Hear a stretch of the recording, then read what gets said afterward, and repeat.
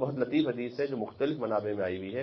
مولا امام پنجم باقر علیہ الصلوۃ والسلام نے ارشاد فرمایا کہ لقد كانت مفروضۃ الطاعہ، کہ میری جدہ فاطمہ الزہرا سلام اللہ علیہا، ان کی اطاعت فرض تھی، یعنی ان کا جو حکم ہے وہ ماننا فرض تھا.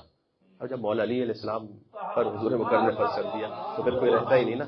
لیکن امام نے فرمایا علی جمیع ما خلق اللہ، جس شے کو اللہ نے خلق کیا سب پر فرض تھا اطاعت فاطمہ میں رہنا. سبحان اللہ، کیا کہنے اظہار عظمت سیدہ زبان باقر العلوم علیہ السلام صلوات. اللہم صلی علی. کیا پیش خدا صاحب توقیر ہے زہرا، حدیث نے کہا کیا پیش خدا صاحب توقیر ہے زہرا، خاتون جنا مالک تطہیر ہے زہرا، خاتون جنا مالک تطہیر ہے زہرا، ام الحسن و مادر شبیر ہے زہرا، سرتاب قدم نور کی تصویر ہے زہرا، سرتاب قدم نور کی تصویر ہے زہرا. شوہر کو جو پوچھو تو شہنشاہ عرب ہے. شوہر دو ہی فضیلتیں ہوتی، حسب اور نسب. شوہر کو جو پوچھو تو شہنشاہ عرب ہے، شوہر کو جو پوچھو تو شہنشاہ عرب ہے. بیٹی ہے نبی کی یہ حسب ہے یہ نسب.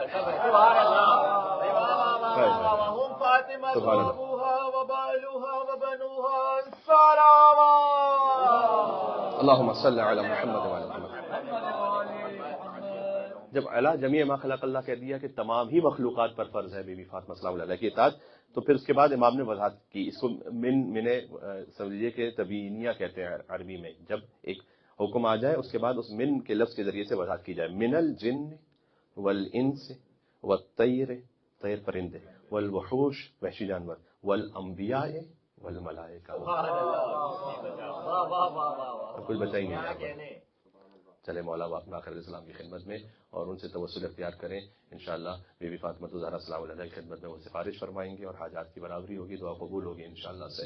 یا ابا جعفر یا محمد ابن علی ایھا الباقر یا ابن رسول اللہ یا حجت اللہ علی خلقہ یا سیدنا و مولانا انا توجہنا واستشفعنا وتوسلنا بك إلى الله وقدمناك بين يدي حاجاتنا يا وجيها عند الله اشفع لنا عند الله.